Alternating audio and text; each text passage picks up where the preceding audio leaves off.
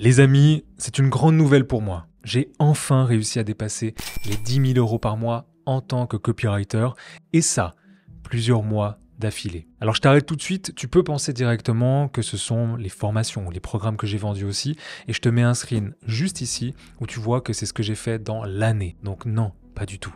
Là, je te parle vraiment d'être un copywriter freelance, derrière des textes qui vendent et surtout avoir des clients qui te payent correctement.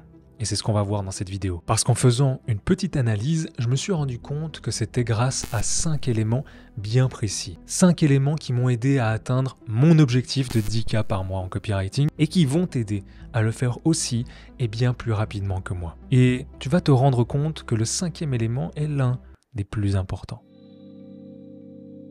Mais avant de te donner cette liste, pense à prendre cette pilule rouge parce que c'est gratuit et que tu risques de louper des vidéos qui vont te permettre d'obtenir ta liberté en tant que copywriter cette année. Bon, si tu me découvres et que tu ne sais pas ce qu'est le copywriting, garde en tête que c'est de la vente à l'écrit. Et si tu veux gagner de l'argent, je te conseille d'oublier toutes les autres définitions, un peu comme ton ex. Le copywriting n'est pas de la rédaction de contenu. Le copywriting, c'est de la vente. Mais quand on se lance, on peut se demander quel type de texte écrivent les copywriters. Alors voici une petite liste non exhaustive. Les publicités à la télévision, à la radio et les magazines, ainsi que les journaux. La publicité en ligne, comme Google, Facebook, Pinterest. Les brochures, les pages d'opt-in, les pages de vente, les vidéos de vente et, par exemple, les emails marketing. Et tu vois, je pourrais continuer encore longtemps. Alors, tu me diras pourquoi je te parle de ces différents textes. Parce que tu vois, tous les types de services de copywriting ne sont pas égaux et ils ne sont pas non plus rémunérés de la même manière. Donc le premier élément que tu dois prendre en compte pour atteindre les 10 000 € par mois, c'est de te concentrer sur des textes qui rapportent le plus. Et d'après mon expérience, il existe 2 types de textes qui sont toujours en très forte demande. Tu as de 1 les pages de vente et de 2 les emails marketing. Alors si tu veux améliorer tes chances et optimiser tes chances de réussite, je te conseille de te concentrer sur ces 2 services de rédaction et de les maîtriser à la perfection. Même si tu pourrais faire d'autres choses comme des VSL, des pages à propos ou encore des pubs Facebook. Ce sont ces 2 services qui m'ont permis d'atteindre 10 000 € par mois.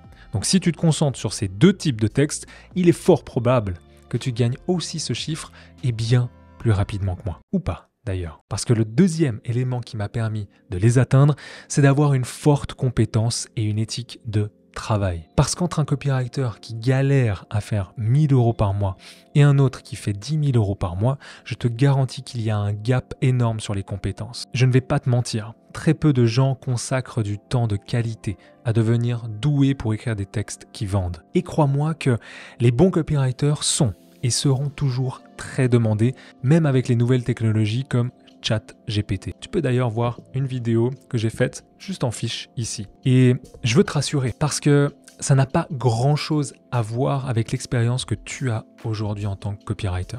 En fait, ton niveau dépend de ta volonté d'améliorer tes compétences au jour le jour. Et en ayant déjà eu la chance d'accompagner plus de 100 aspirants copywriters à l'heure actuelle, crois-moi qu'il y en a qui sont loin devant des gens qui ont écrit pendant plusieurs années. Pourquoi ? Ça tient en fait en 2 mots, obsession et dévotion. Parce qu'au final, tout le monde aujourd'hui peut se dire copywriter, mais très peu de monde en vivent et le sont réellement. Alors je te préviens aussi d'une chose, un petit disclaimer. Ne fais pas l'erreur de te lancer parce que tu vois des copywriters clichés comme moi vivre une vie de rêve sous les tropiques. Parce que, premièrement, c'est ce que je voulais depuis 5 ans. Et j'ai galéré pendant des mois à l'obtenir, cette vie-là. Et quand je me suis lancé, je t'ai tout montré sur YouTube.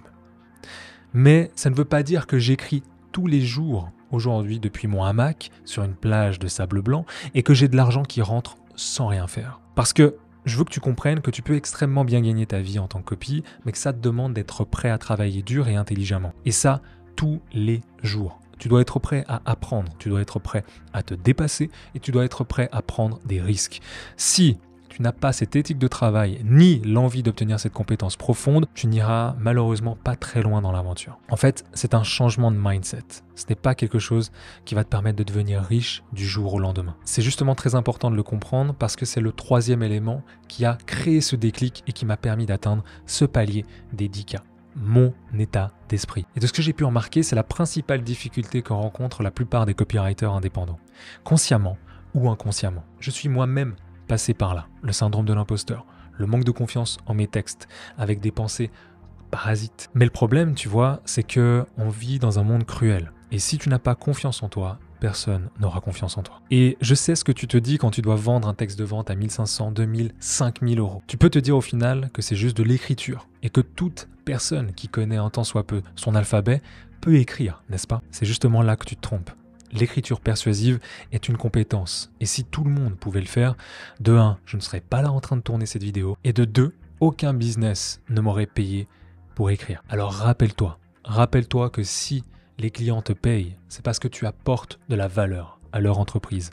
Et la première ressource que tu fais gagner à tes clients, c'est de l'argent. Un peu comme si tu étais une boîte magique dans laquelle on mettait 1 euro et qui pouvait en ressortir 3, 5 ou 10. Quand tu comprends que notre activité principale, c'est de vendre de l'argent au rabais, tu es plus capable de vendre tes services plus cher. C'est d'ailleurs notre 4e élément pour justement atteindre les 10K par mois. Parce que quand tu prends un peu de hauteur avec une vue d'hélicoptère, tu vois que 10 000 euros, c'est juste 4 clients à 2500 euros par mois ou 2 clients à 5 000 euros. Et ça, que ce soit pour écrire des emails marketing ou des pages de vente. Et je te jure que c'est assez simple à faire. Surtout quand tu sais qu'il y a environ 3,8 millions d'entreprises rien qu'en France et qu'il y a un paquet de demandes mais très peu d'offres.